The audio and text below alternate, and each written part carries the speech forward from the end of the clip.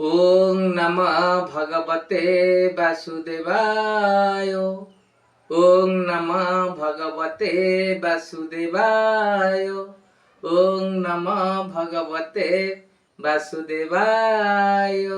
उपस्थित होते आमर समस्त ज्ञानी गुणी जिज्ञासु पंडिते पंडित महोदय महोदया एवं मोर समस्त दर्शक बंधु एवं मोर सदय सदया पिला माने आपण निकट रे ये अधम श्रीधर समस्त को श्रद्धा भक्ति और सम्मान ज्ञापन जनाऊँ।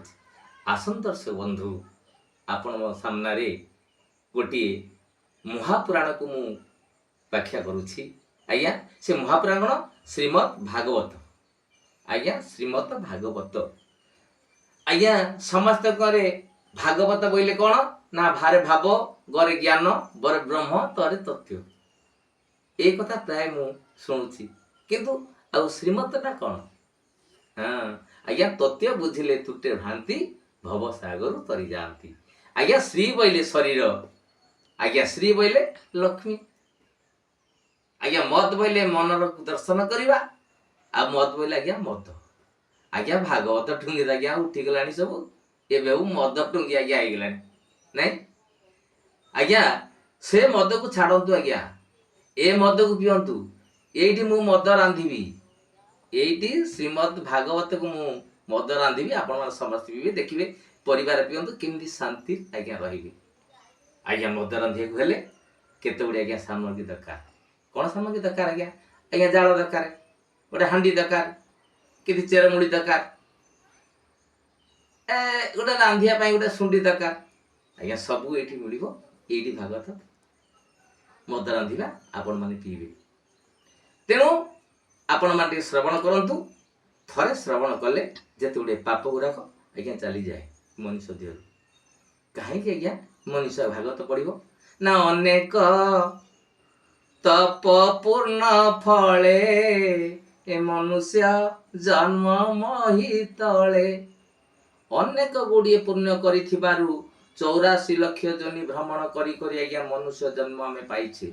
प्रभु नाम टी तो पियने एठी मो मद रांधी। अरे पढ़ भागवत भाषा ए पढ़िले तुटिब दुख दुर्दशा जे एबे पिय एई मद निशा सुजने हो।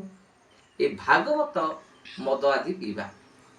ए चेरमूली भागवत ए हांडीटी होइला महाभारत जे एउआ चाउलटी नाना ग्रंथ सुजने हो। आज्ञा चेरमूली भागवत प्रथमे चेरमूली दरकार। मूल काया काहे प्रथम गला ना मूलटी अटई विश्वास कहई जगन्नाथ दास।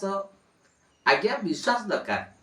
चेरमूली भागवत ए हांटी होइला महाभारत उआ चाउलटी नाना ग्रंथ।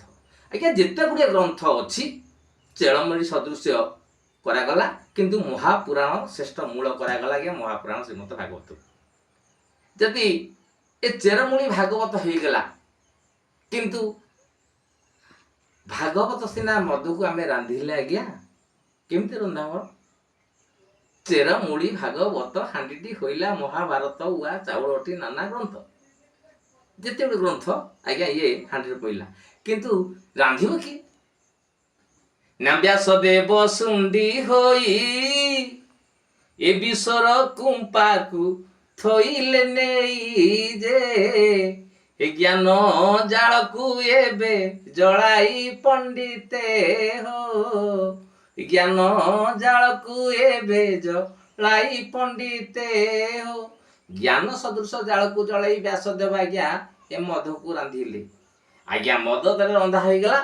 समस्त को कुआगला सबू देवता मान कहला ये मद किए पीब हाथ टेक। कहीं कहले हाथ टेकिया पे ना ये मद निशा हम। ये निशा हेले समस्ते कौन पी पारे किंतु आज्ञा मधु को ओल्टिले दम दम थिया दरकार ना नले एठी सेठी पहिले किते हबने। किंतु कहले निशा हम व्यासदेव कहले ये मद पिया पाई डरिले समस्ते।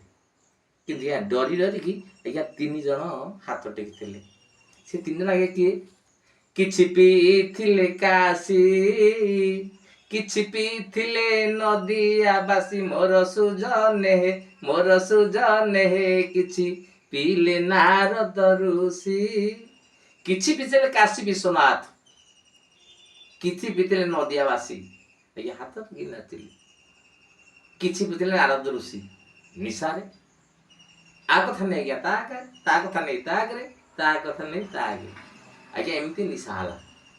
ଏ ନିଶା ହେଲା ପରେ କ'ଣ ହେଲା ନା 3 ହେଲେ ପାଗଳ, 3 ହେଲେ ପାଗଳ, ଭୂଇଁରେ ନଥିଲା ତାଙ୍କରି ଚାଳ, ମୋର ସୁଜନେ ହେ ଏବେ ବୈରାଗୀ ଚିରକାଳ। 3 ପାଗଳ ସଦୃଶ ବୁଲିଲେ।